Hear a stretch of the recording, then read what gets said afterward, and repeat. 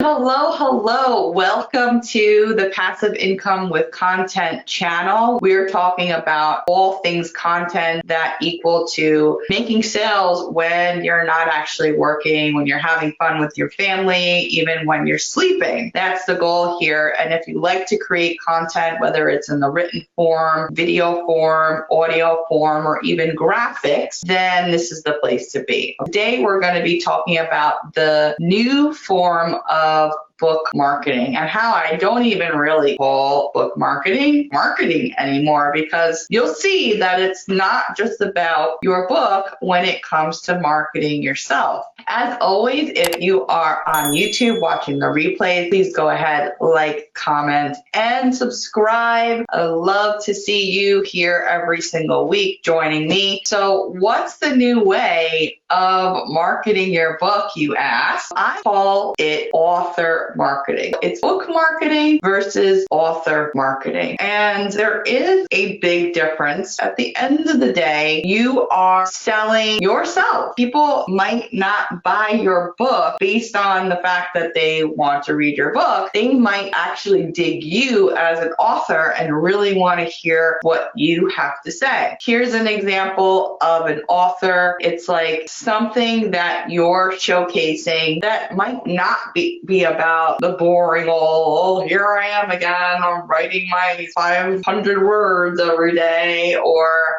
here's my cover. Not about that at all. It's just a random photo, and you guys know I love my dogs, even though they bug me a lot and bark exactly when I start my live presentation, but I love them. And this is just an example of something that I would do just to showcase. So what are we really doing here? We're making people buy into you. Ultimately, what you want to do is you want to share your personality. You want to share your expertise. You want to share personal stuff. You want to share your story, like why you got started, what keeps you going, what keeps you interested, what keeps you motivated. It's almost like your book is secondary. That will come. You always have a chance to talk about your work and talk about your cover and talk about the fact that you wake up at 5 o'clock in the morning, or you don't go to bed until 3 a.m. because you're so into your writing or you're into whatever project you're working on. People want to hear that background story. You need to start incorporating that into your marketing, whatever you decide to do. Even if it's like a random picture that you're showing on Instagram behind the scenes. Share what your work desk looks like, or what your office looks like,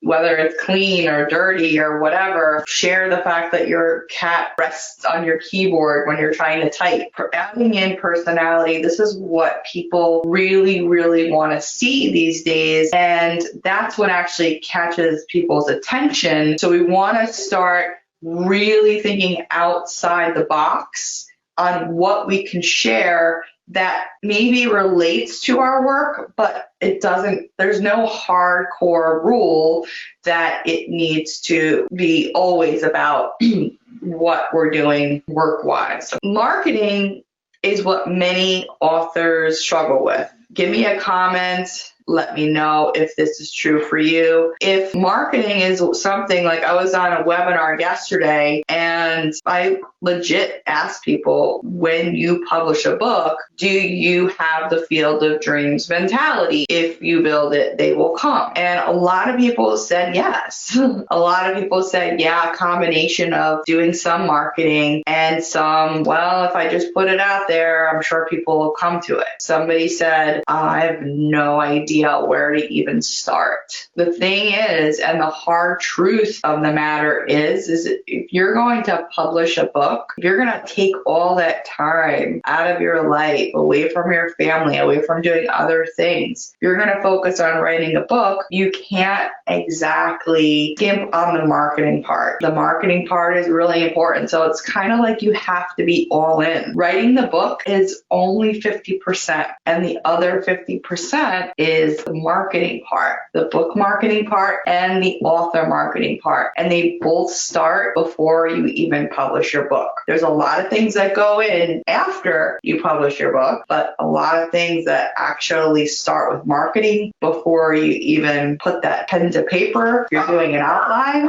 or before you are typing out your outline wherever you're doing it on a mind map or Google Doc, whatever it is. So as I mentioned yesterday, I was doing a workshop, and this is a workshop that I just put together in the last 3 weeks or so it's new. I talk about 7 author problems. This is kind of like the raw first draft of this presentation. I kind of have some other ideas about how I want to change it. But we talk about problem number 1 is growing a built-in audience, which is, if I am going live or if I'm putting out something new, who can I tell who that will immediately get notified, as opposed to I have nobody, so I'm just going to put it out, maybe run some ads to get people. When you're doing this type of author marketing, then it's kind of easier to grow your following like this. You're not just talking about your book, you're including some of your personal aspects of your life, which people really, really want to see. Problem number 2, getting at least 5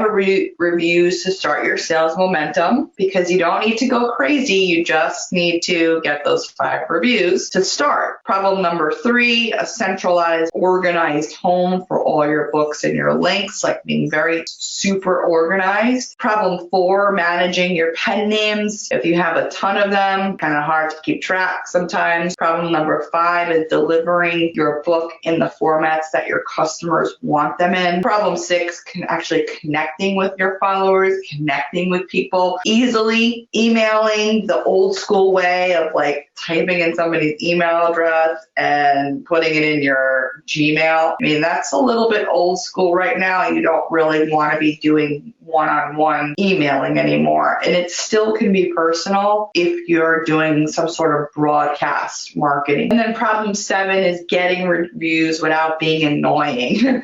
So with this book here, I gave out some review copies. This is my newest book that I put out, and I spent money on this. Not a lot, but I gave out physical review copies of my book because this is a physical book. I don't even have the digital copy of this book on KDP because I want people to get the physical version of this, just because it's more like a journal / workbook. And I'm also publishing some spin-off books based on some ideas I had and based on some feedback that I got. So when I spend money on giving people review copies, I expect a review. And do you think that review comes in without me having to say, hey, so-and-so, I sent you that book. Can you post your review on Amazon? In my opinion, obviously people are very, very busy. In my opinion, though, I don't believe just regular people understand that reviews are important. Like, they get it,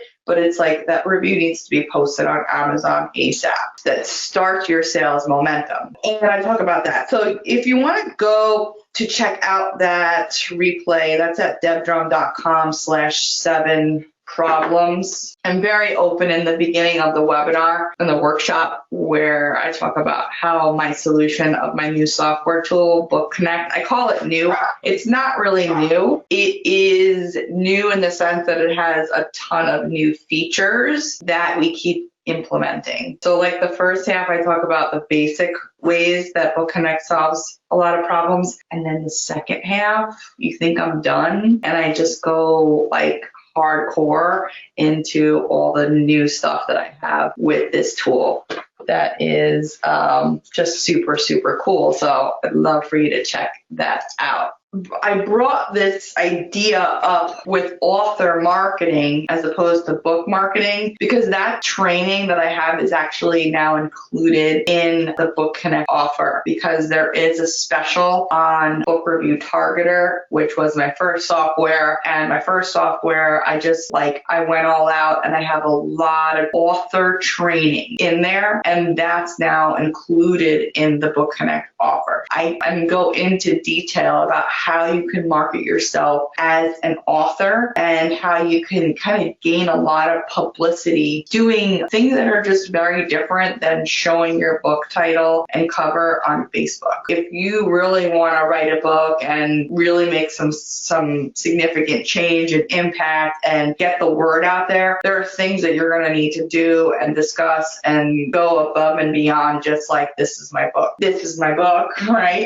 Law of Attraction Simplified. And I go into my story. And if I were to go on a podcast, which I do plan to do after I get a couple more books and under my belt under this kind of title, I'm going to explain all the reasons why I chose to help people with this topic. And it's a very personal story. I actually never, ever did mindset stuff in my business until about a year and a half ago. So coming up 2 years in, I want to say September. I never did mindset stuff, ever. I didn't see the importance of it. I just didn't think I needed it until I really did need it. And then I found the training of Abraham Hicks and the Law of Attraction stuff, and I started implementing these exercises that were based on her training. That's how I came up with my journal and the 7 exercises that I have now. That's just going to grow and grow and grow. Those are the things that you should start working on and the ideas that you should start formulating about everything that kind of goes around your book, the story behind it, okay? So go ahead and visit debdrum.com/7problems and you'll see that presentation that I just talked about. All right, that is our 20 minutes for today. You guys rock. Check out my training. I worked very hard on it. It's pretty good. So if you like marketing books, or if you don't like marketing books, or if you want to know more about how to make more book sales, go check out debdrum.com/7problems, and I'll see you on the next live training. Bye-bye.